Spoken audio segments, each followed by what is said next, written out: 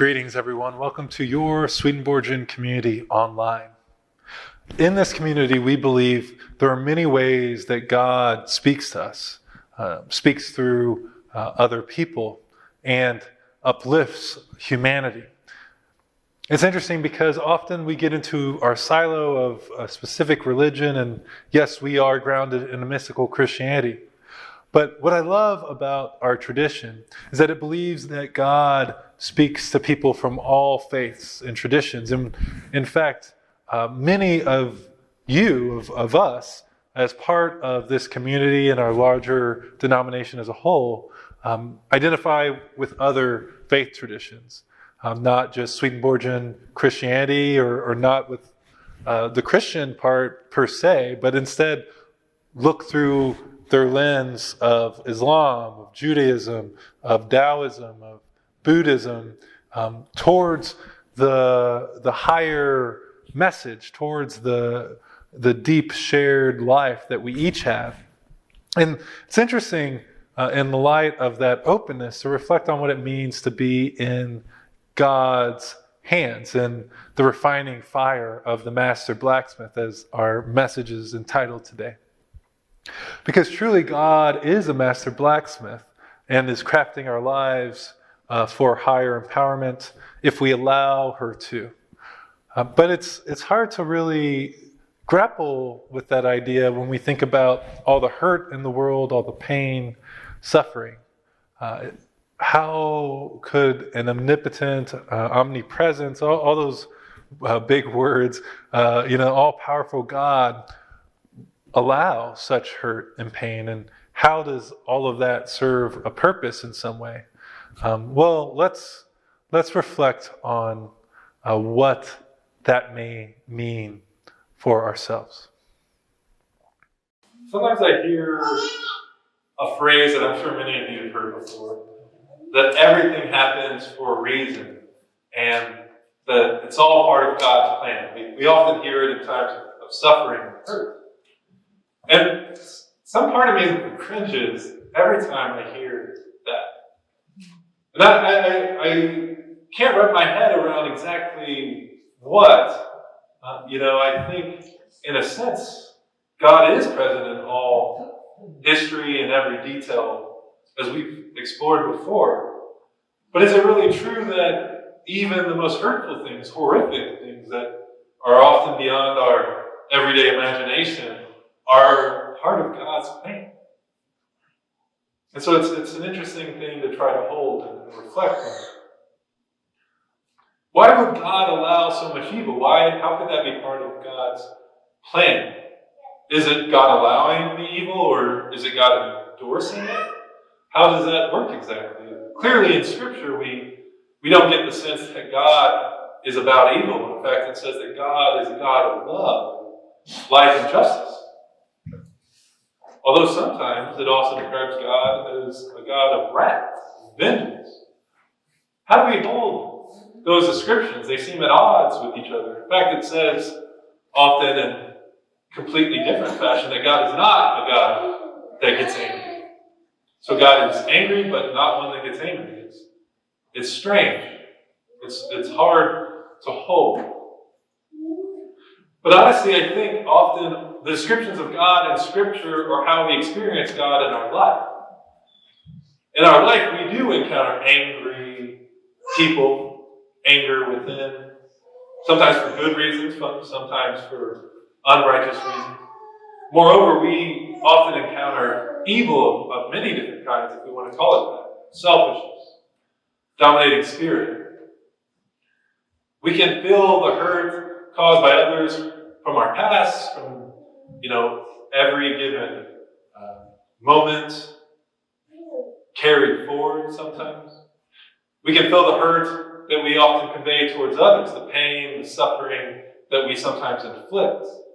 And in a way, if what the Scriptures say are true, that God carries us and speaks to us in every moment, then that has to be somewhat related to our experience of God.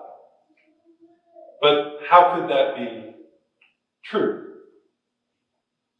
Well, our Swedenborgian Christian theology has a few things to say about this idea. And I really appreciate Emanuel Swedenborg's writings exploring the nature of evil.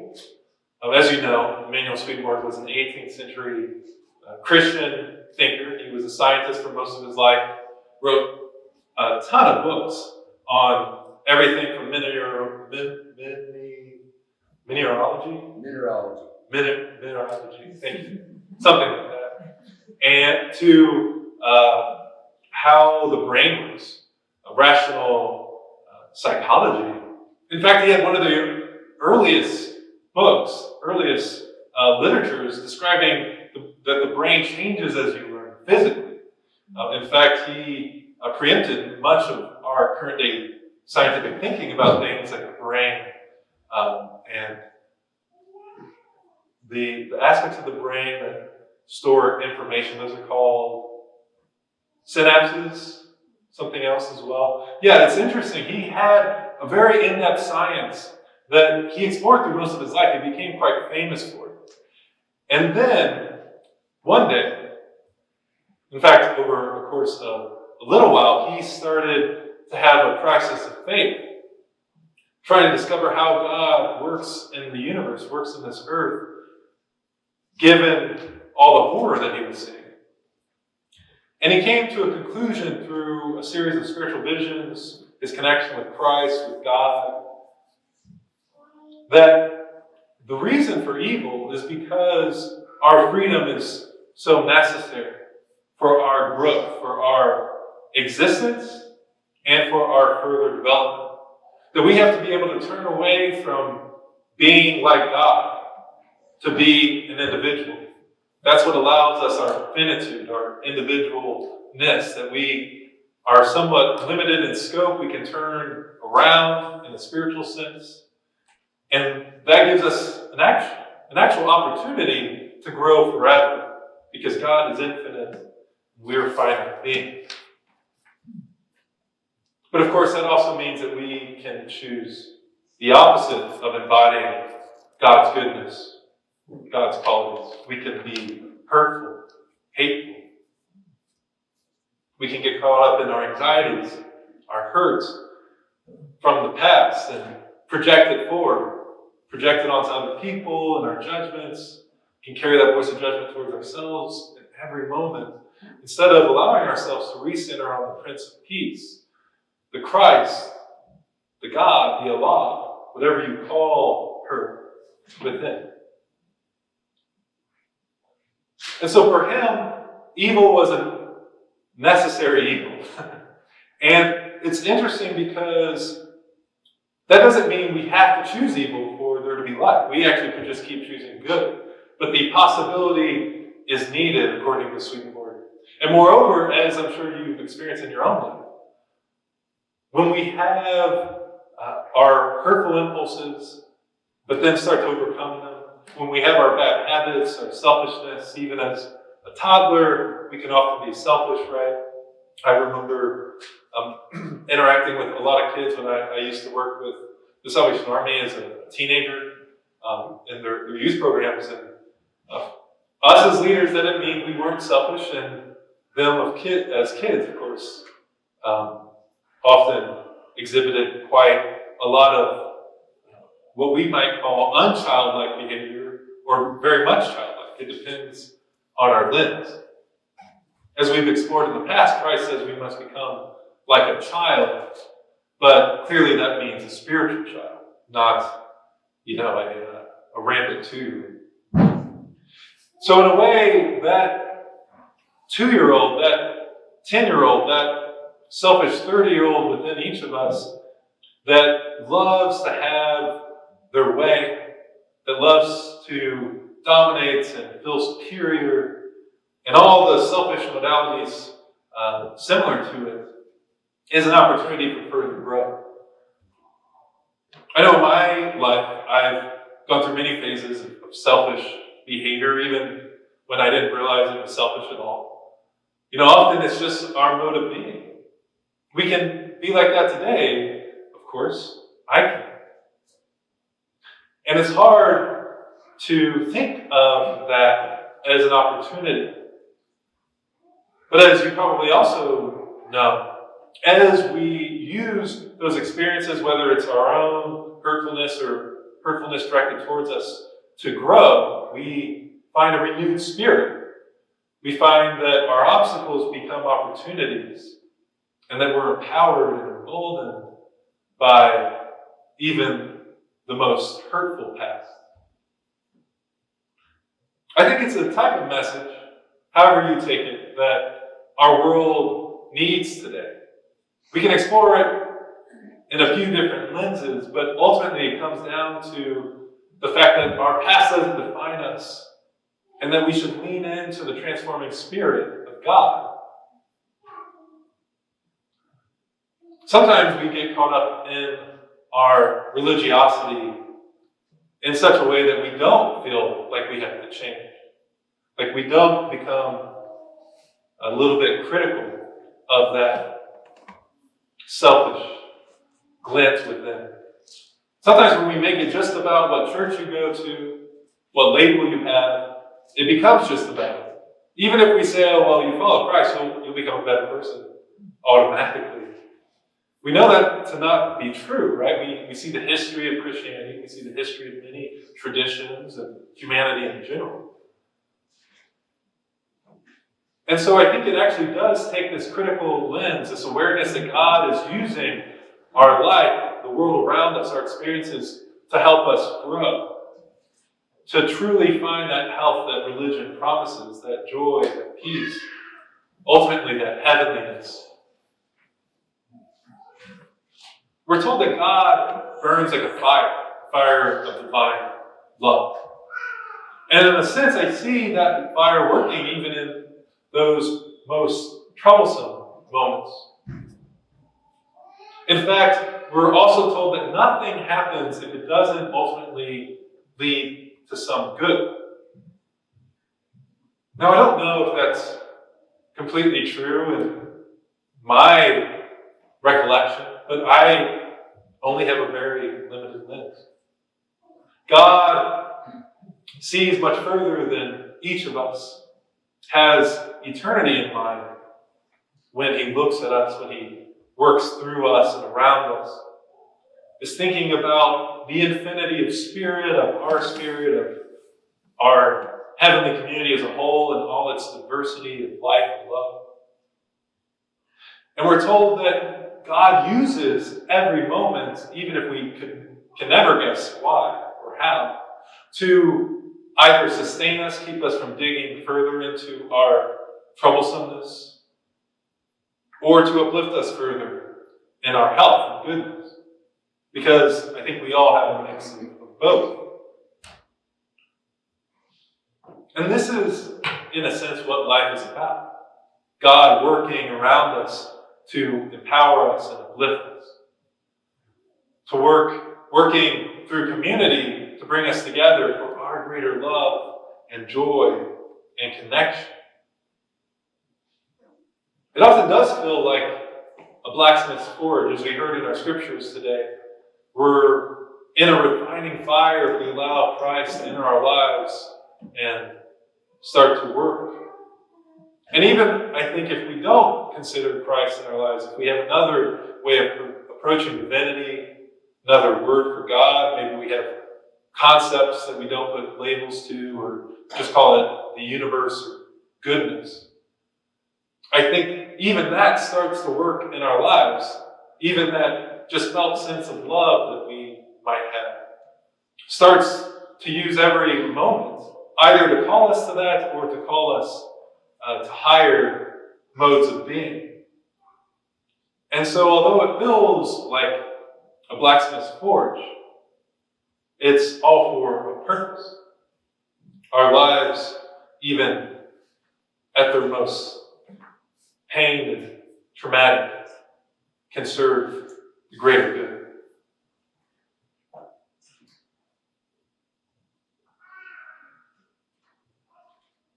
It's not an easy concept to wrap our heads around.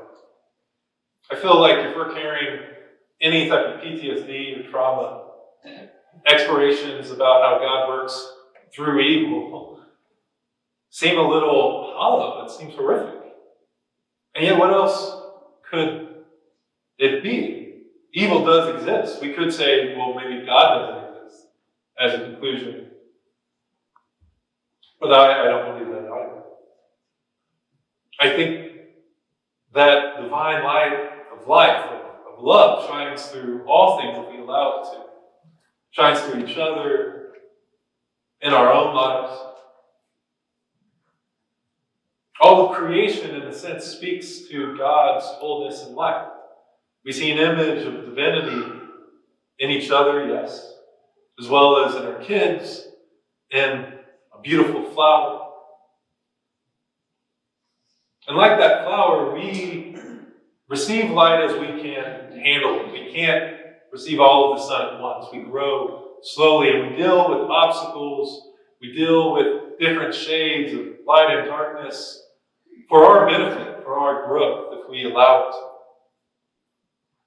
It's unfortunate, in a sense, to think that this is the way it has to be.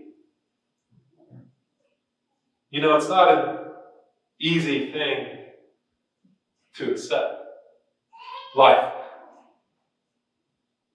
The people starving, people abused in our prison systems and our homes, at work, around us, within us. We can often take a hurtful mode of being for granted in this sense. Think this is the way life is. We become untrusting. We close ourselves off, shut down. We have a hard time trusting others because of our past, because of our ancestral traumas as well, I think. We have a hard time trusting God because of that evil we have experienced.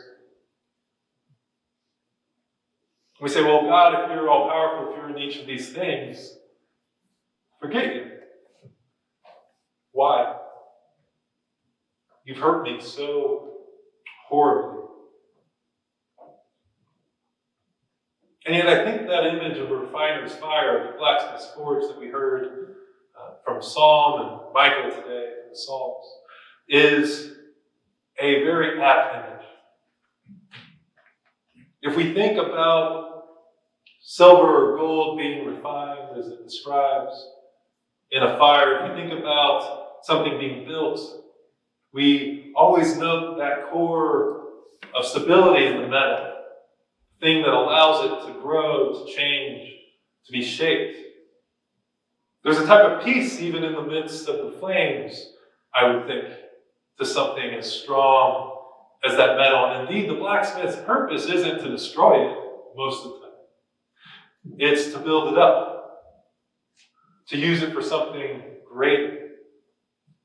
And I think we each have that core metal within, that gold and silver at our core, and even through our actions, through our deeds.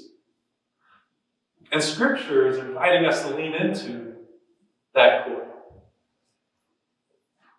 to turn towards that place of peace, even in the midst of the traumas of the world, and to empower it further, to grow, to allow whatever amazing human that God is crafting to continue to express herself. Knowing that we are in the hands of the master blacksmith, that all master blacksmiths, all counselors, all leaders of every type are at best just a finite image of it.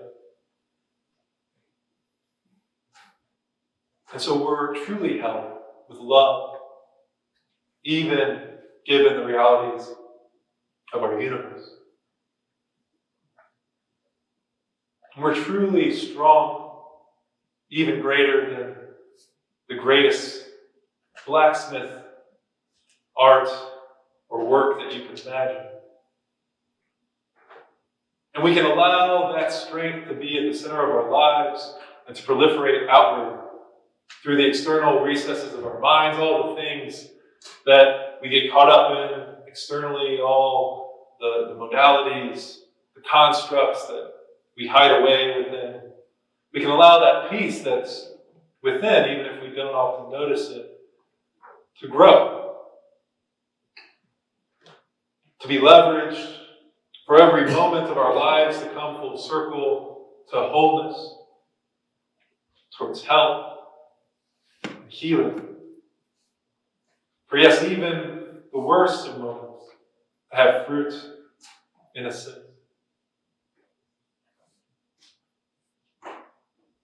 Knowing that God won't drop us if we don't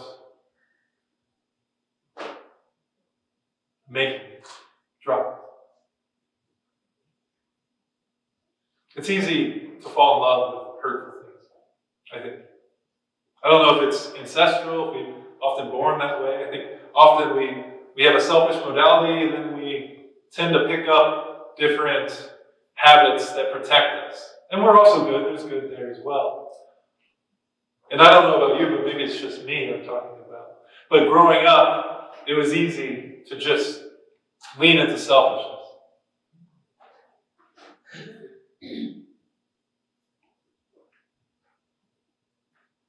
And so we can force God to drop us. We can identify entirely with those external things that are being burned away. The things that react volatilely to the flame of life, of God's love. We can put all our eggs in those baskets instead of at the core of being, of life. I know I can. And so, let us allow God to invite us toward that core of strength, divine, holy written metal, centering us on love and goodness, allowing all those other things to be transformed in the fire of life, spirit. So as our message emphasized, let us live forward what we have gleaned from that Holy Spirit speaking within today. May not be exactly as the message conveyed or what you heard. You may have heard God's voice speaking of something else, of uplifting you through a random detail of your life today, of the message. Allow that reflection, that awareness of how God is speaking to you to pervade your senses in a meditative lens as we listen to this wonderful music from Lori Turley.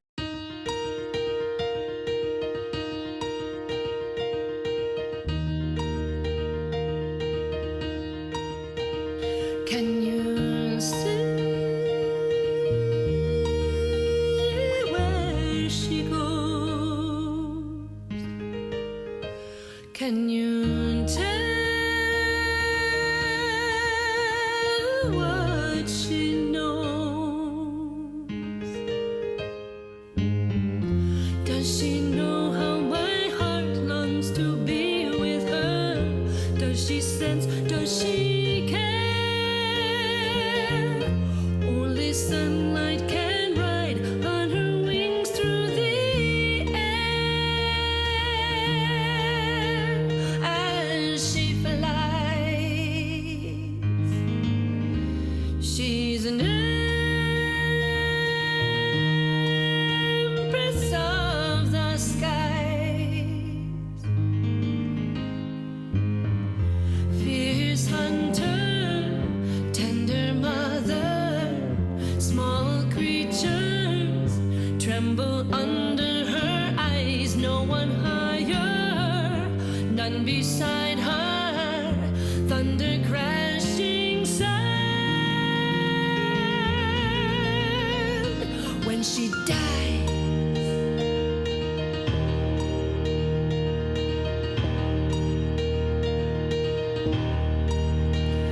Can you see where she flies? She's an empress of the skies,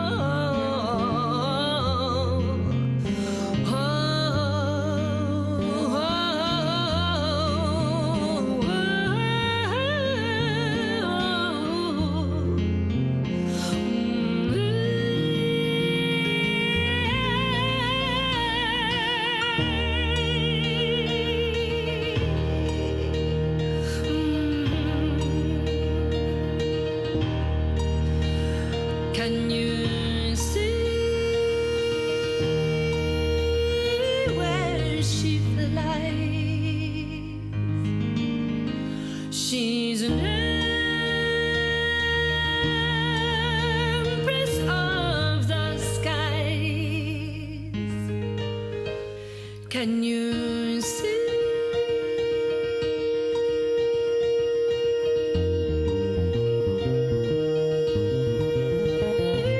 Where she flies.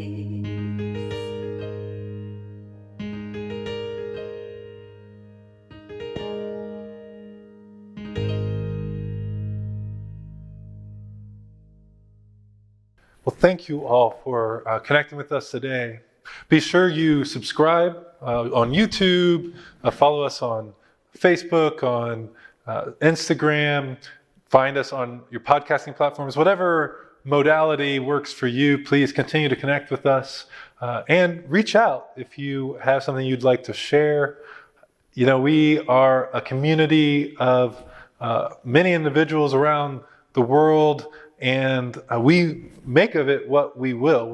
This is a collective effort, and I've really been empowered by your engagement, many of your skill sets coming to the table, your insights. If you want to give in such a way, please reach out. And we also, of course, take donations. We are sustained. This half-time, part-time ministry is sustained thanks to you all and your gifts, as well as the gifts from our larger denomination and the grants there. So, it really does take work to continue forward. And so if you have any desire to support us in any way, please do so. We'll greatly appreciate it. Well, and I greatly appreciate connecting with you today. Know that you are in spiritual community wherever you are, whatever is going on. Know that divinity is there with you, holding you, crafting you into the masterwork that you are becoming and will continue to become, surprising even ourselves and our world with how much God can transform humanity and uplift it if we allow God to. So thanks again, and go forth knowing that you are quite loved. Bye.